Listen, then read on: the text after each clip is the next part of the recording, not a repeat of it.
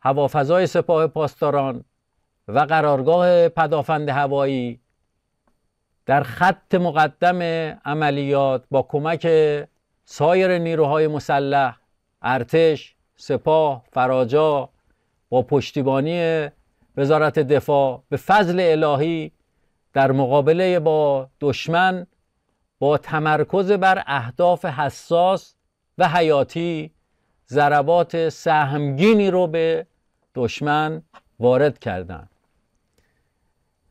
اما عملیاتی که تاکنون اجرا شده صرفاً هشدار برای بازدارندگی بوده است و عملیات تنبیهی به زودی اجرا خواهد شد.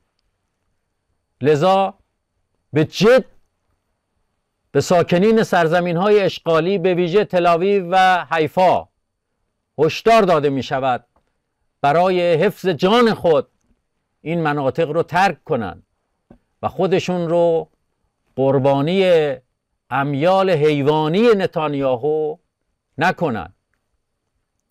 آزادگان جهان هم اطمینان داشته باشند ملت بزرگ ایران با طلایه‌داری نیروهای مسلح انتقام خون شهیدان را خواهند گرفت ان شاء الله به حول و قوه الهی.